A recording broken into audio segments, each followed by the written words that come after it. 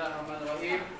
Assalamualaikum warahmatullahi wabarakatuh. Waalaikumsalam warahmatullahi wabarakatuh.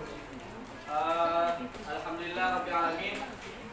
Kita ucapkan syukur kita kepada Allah Subhanahu wa Ta'ala.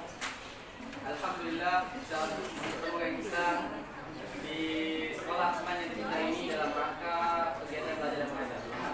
Langsung saja saya ke materi presentasi saya, yang ini tentang persatuan dan kesatuan bangsa pada masa demokrasi liberal. Yang kita ketahui pada sebelum ini, materi sebelumnya yaitu berjudul tentang persatuan dan kesatuan bangsa Indonesia pada masa Republik Indonesia Serikat. Nah, pada masa yang ada kita bahas ini, yakni berkisar sekitar 9 tahun, dari 17 Agustus 1950 sampai 5 Juli 1959. Dari judul besar yang kita pelajari ini ada tentang demokrasi liberal. Apa itu demokrasi liberal?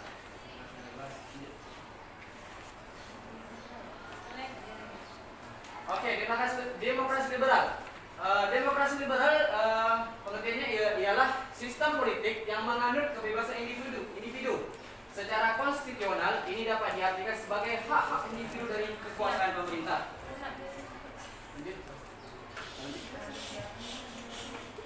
Setelah Republik Indonesia Serikat dibubarkan, Indonesia menggunakan Undang-Undang Dasar Sementara Republik Indonesia tahun 1950 sebagai konstitusi.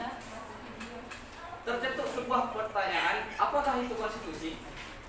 Konstitusi ialah keseluruhan sistem ketatanegaraan suatu negara yang berupa kumpulan peraturan yang membentuk dan mengatur atau memerintah dalam pemerintah suatu negara. Berdasarkan Undang-Undang 1950, Indonesia menganut sistem pemerintahan parlementer yang tercantum dalam pasal 83 ayat 1 dan 2. Ada yang tahu apa isi dari Undang-Undang 83 ayat 1 dan 2? Berbunyi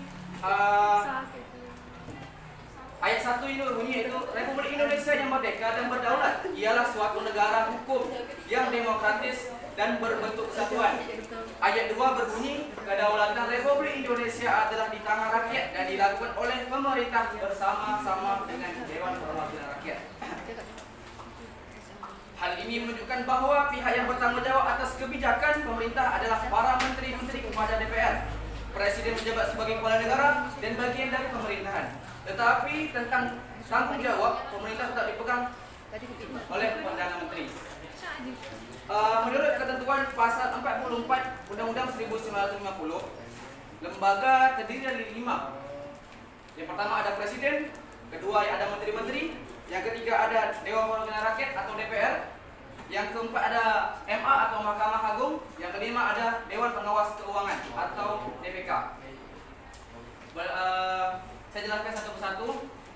Presiden ini sebagai kepala negara sekaligus kepala pemerintahan Indonesia. Presiden memegang kekuasaan eksekutif pemerintah dari Panglima tertinggi, Tentara Nasional Indonesia, dan Kapolri atau Polisi Republik Indonesia. Setelah saya akan bertanya, di materi yang Anda jelaskan tadi ada dampak negatif pelaksanaan demokrasi liberal.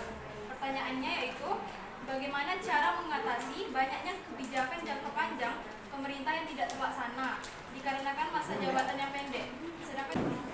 Baiklah, saya ingin bertanya tentang nilai hal positif di poin kedua tentang kebebasan pemberontakan. Pada zaman ini, pada demokrasi liberal ini kan terjadi beberapa pemberontakan daerah Sulawesi yang disebabkan oleh Sulawesi, Aceh, DII tadi, kemudian pemberontakan PRRI.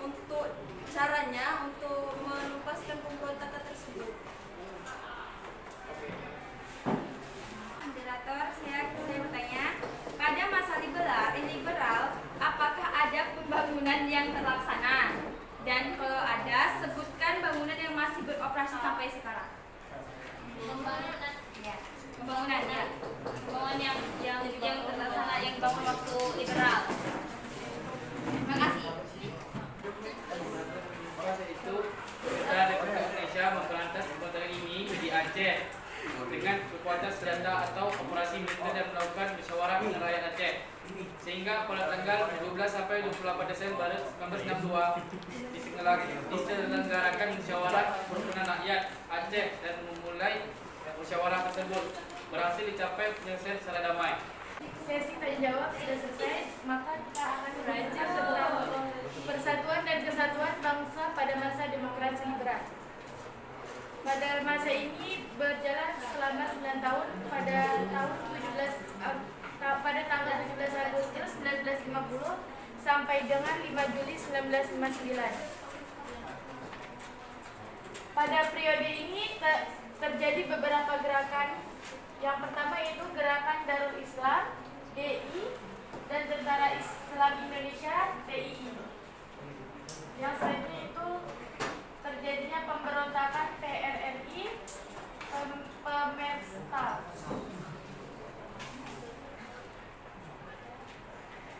Pada periode ini terjadi 7 kali pergantian kabinet. Yang pertama itu Kabinet Nasir pada 6 September 1950 sampai 27 April 1951.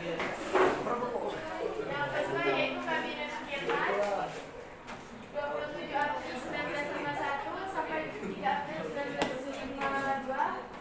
Yang ketiga itu Kabinet Wilopo. Yang keempat Kabinet Ali Sastro 31. Yang kelima Kabinet Burhanuddin Harahap. Yang